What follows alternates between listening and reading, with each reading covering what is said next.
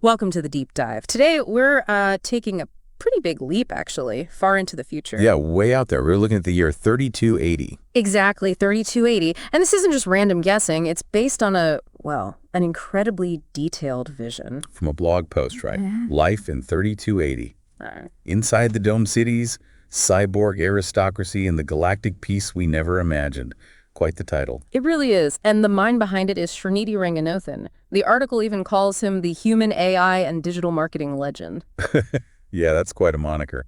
But it sets the tone, I think. This post really taps into that curiosity we all have about what's next, you know? Definitely. And it goes beyond just like vague ideas. It paints this really vivid picture, a fleshed out scenario. Over 12 centuries from now, it's hard to even wrap your head around. It is. And the core idea, Earth. Earth is basically a distant memory. Think about that. Wow. So humanity's moved on. Completely. We're described as citizens of the cosmos, living, thriving even on exoplanets. It's a fundamental reimagining of, well, everything. Our whole place in the universe, basically. Right.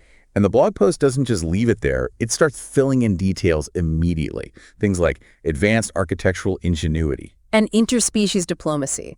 Little hints of this complex, sophisticated future. Even if, it's still speculative, it feels grounded in the details provided. Okay, so let's dive into some of those details, the real nuts and bolts, starting with these dome-shaped cities. Right. Rising up on alien worlds, the description is crystalline fortresses. Sounds impressive.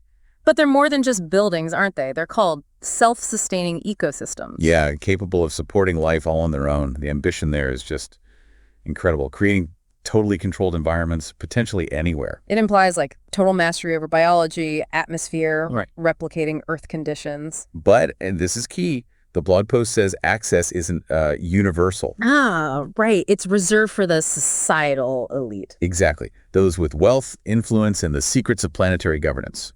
So you've got this amazing tech, but maybe familiar social structures. Seems like it. Technology races ahead, but maybe hierarchy sticks around, just in a new form. And speaking of fundamental shifts, what about this idea? Oxygen, the new gold. Oh, yeah. That one really jumps out. Something we take completely for granted becomes the universe's most valuable commodity. Just imagine the ripple effects of that. The air we breathe, mined, traded, maybe even smuggled. The Post mentions black market oxygen dealers and premium suppliers selling like exotic perfumed blends to the super rich. It forces you to rethink basic resources, doesn't it? Who controls the air controls, well, a lot. It absolutely would shape power dynamics, create huge divides, you'd think. For sure. Okay, so alongside this new economy, we also see the rise of the cyborg class.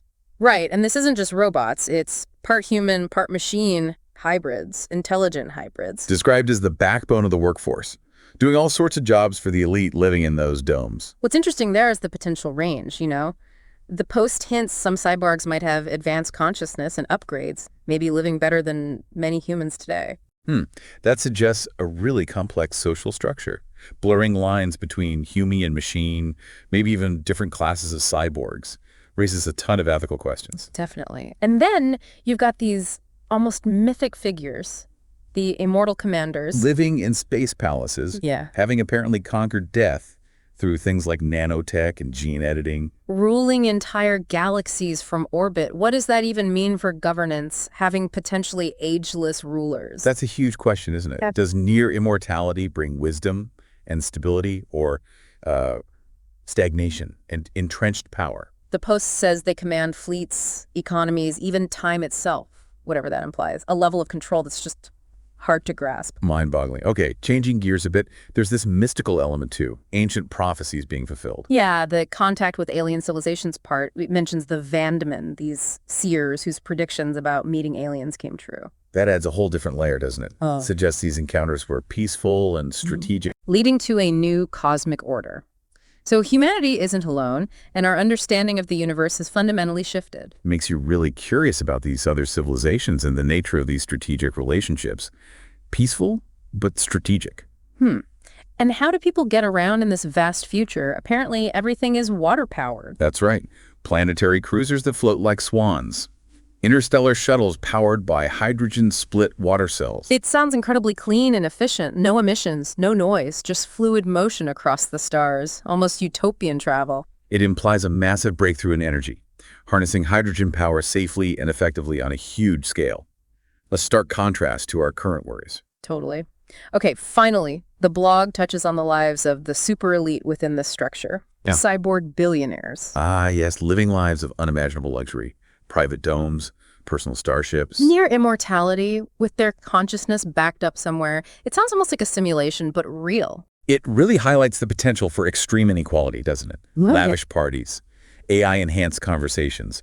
Technology solves some problems, but maybe creates or exaggerates others. So just to recap this really expansive vision from Srinidhi Ranganathan's blog post. You've got these elite dome cities, oxygen as the ultimate currency. A huge cyborg workforce, basically immortal commanders ruling from space. Peaceful, prophesied alien contact, super efficient water-powered travel. And yeah, these cyborg billionaires living in unparalleled luxury. It's quite a picture. It's incredibly comprehensive. It touches on society, resources, tech, our place in the cosmos, a really thought-provoking piece. And like the blog post itself points out, even with all this apparent advancement, there are still big questions. Which brings us to that final thought it leaves you with. Right. Can peace survive in a world this perfect? It's a really sharp question, actually. It is, because even if you solve resource scarcity or achieve interstellar travel, does that guarantee peace? Does it eliminate conflict? Or does perfection itself create new tensions, new challenges? It forces you to look under the surface of this, well, seemingly utopian setup. And think about the enduring human or maybe post-human factors still at play. Absolutely. So if this deep dive has piqued your interest and you want even more detail, we definitely suggest checking out the original Life in 3280 blog post. Yeah, it was available online as of May 2nd, 2025. Worth a read to get the full flavor. And interestingly, around the same time, Srinidhi Ranganathan was apparently exploring other really diverse ideas too. Oh yeah, like what? Well, there were articles titled Extreme Mind's Eye Teleportation Secrets of Srinidhi Ranganathan, India's Human AI, another called Banana Solutions for World Hunger, and even one called Zini's Haven, a rabbit's journey in the land of crocodiles. Wow. Okay, so a really broad range of creative thinking there. From teleportation to rabbits. Exactly. Shows quite the imagination at work. But this vision of 3280, it certainly gives you a lot to chew on about where we might be headed.